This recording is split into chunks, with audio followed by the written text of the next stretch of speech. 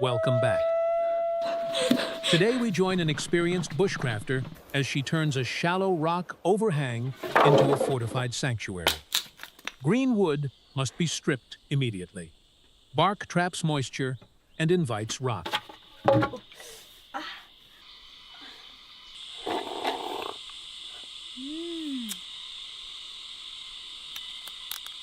Equally critical to shelter framing is securing a reliable food source. The dense canopy dictates what thrives below, favoring resilient plants and insects. Banana plants provide both fibrous building materials and edible cores. Harvesting these early ensures calories are available when the heavy labor begins.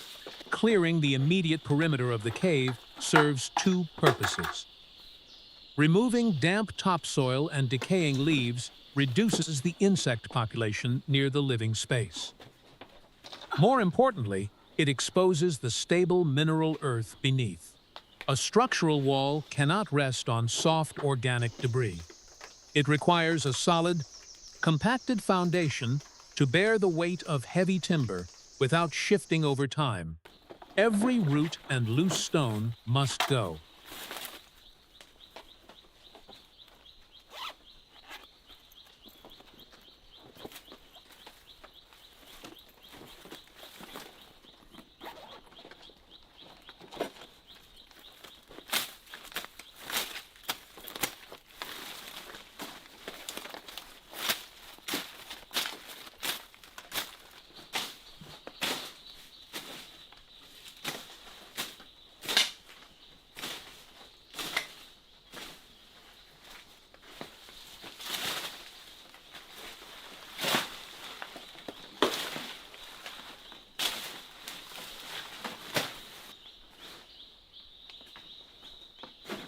Lashing heavy poles together requires significant cordage. Forest vines are a natural alternative to synthetic rope, but they must be harvested while still flexible. Dead vines snap under tension. Green, pliable creepers can be woven tightly and will lock into place as they dry and shrink.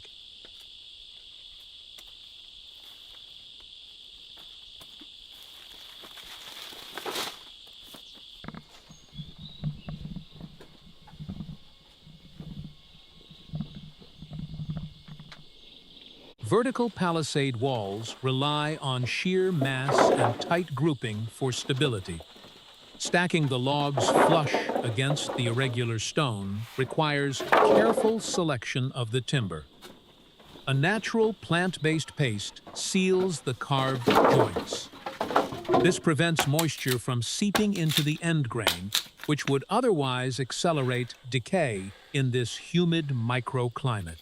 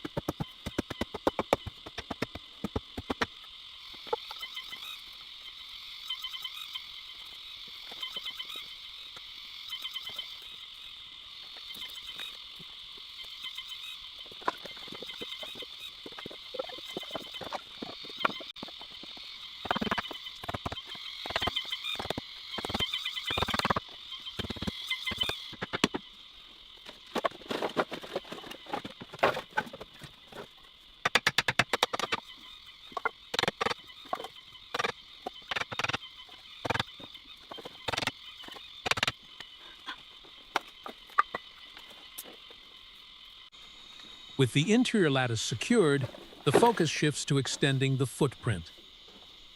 An exterior frame pushes the living boundary out from the damp stone. Setting vertical support poles directly into the earth anchors the entire facade against strong winds. Depth is crucial here. Shallow posts will lean over time.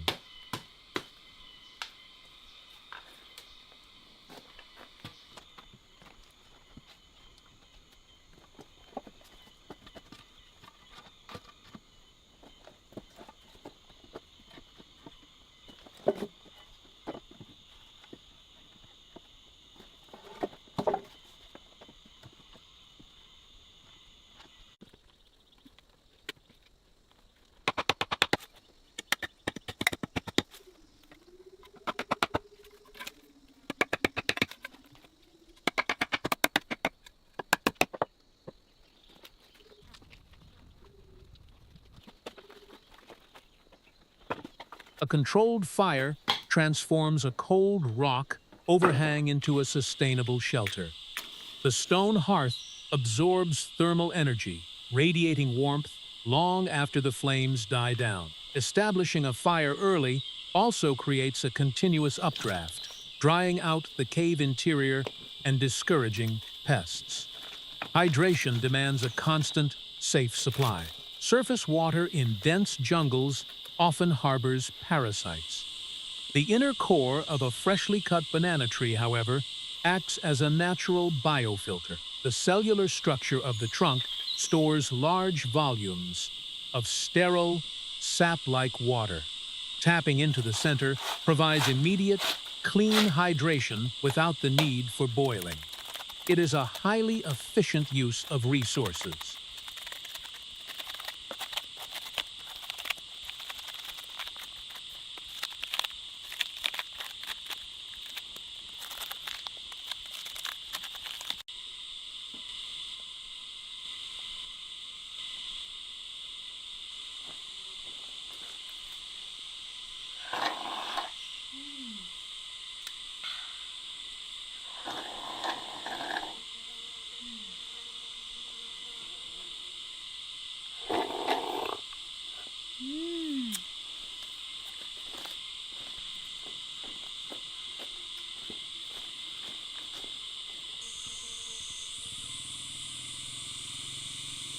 Decomposing hardwood is a prime habitat for wood-boring beetle larvae. These grubs are an excellent source of dense fat and protein, requiring minimal energy to harvest compared to hunting game. Widening the notch in the rotten wood exposes the deeper chambers where the larvae insulate themselves. Passive traps multiply a forager's efforts. While she works on the shelter, the metal snare monitors the perimeter. Proper placement relies on reading the terrain. Small depressions near rock faces naturally channel foot traffic of local fauna. Setting the pan flush with the surrounding soil ensures the mechanism triggers flawlessly under minimal pressure.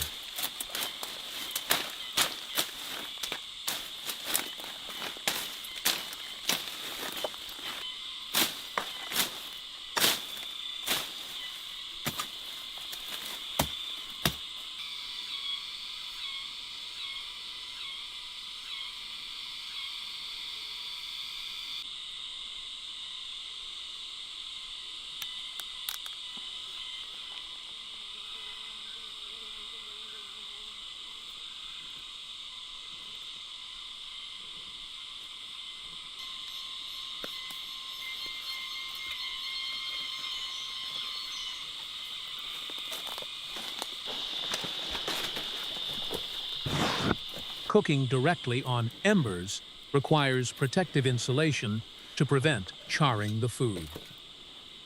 A folded green leaf serves as a temporary, moisture-rich cooking vessel. As the intense heat attacks the exterior, the moisture trapped inside the thick foliage steams the grubs. This process kills potential pathogens while retaining the nutrient density. The addition of wild chili peppers provides essential vitamins and cuts through the heavy fat of the larvae. Efficiency in the wild means utilizing exactly what the environment provides.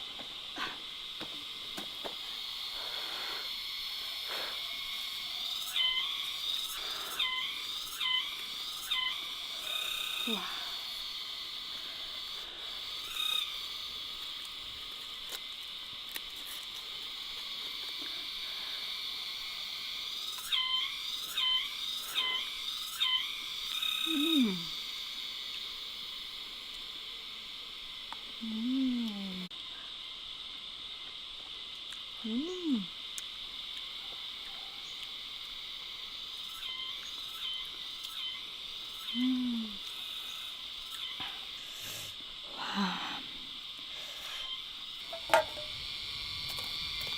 A lightweight metal pot conducts heat rapidly, saving fuel and time.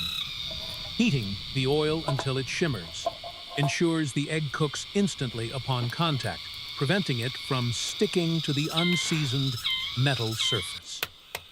This quick protein boost sustains the intense physical labor required for the final construction phase.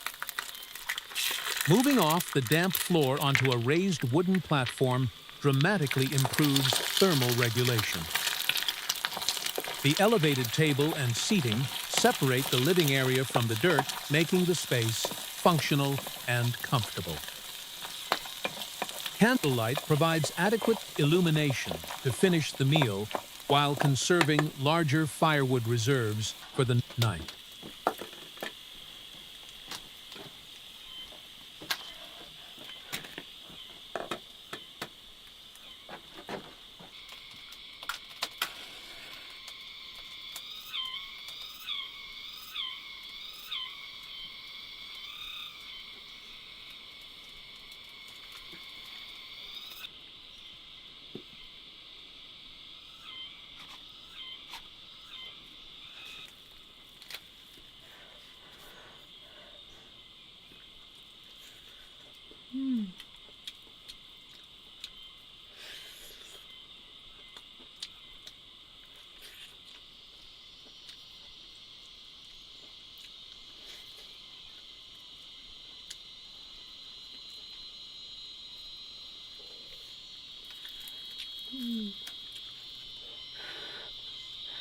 Security demands a robust physical barrier.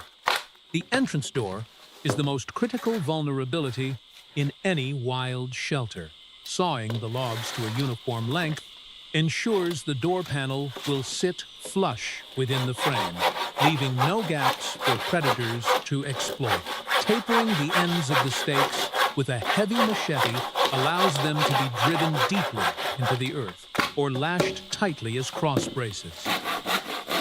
A blunt cut splinters under pressure. A chamfered point drives clean and holds firm.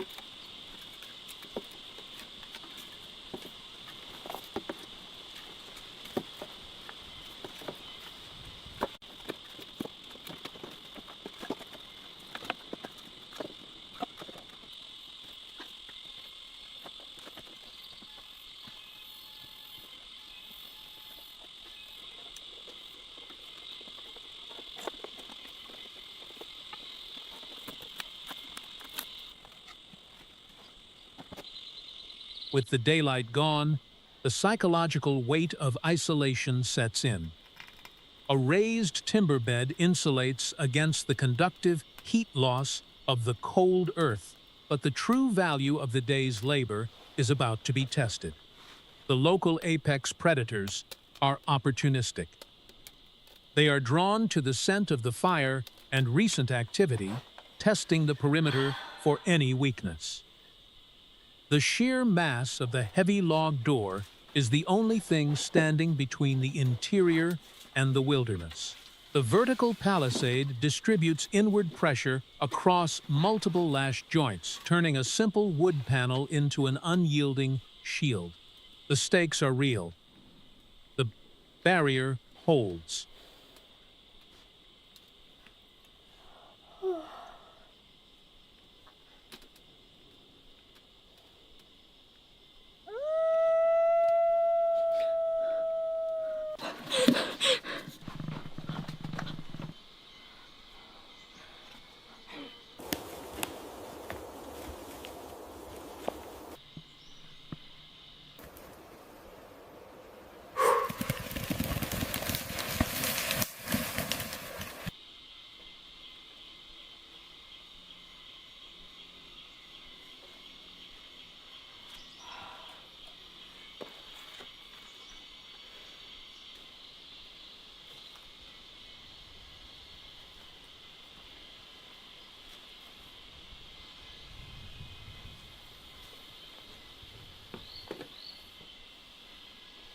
A final snare secures the approach.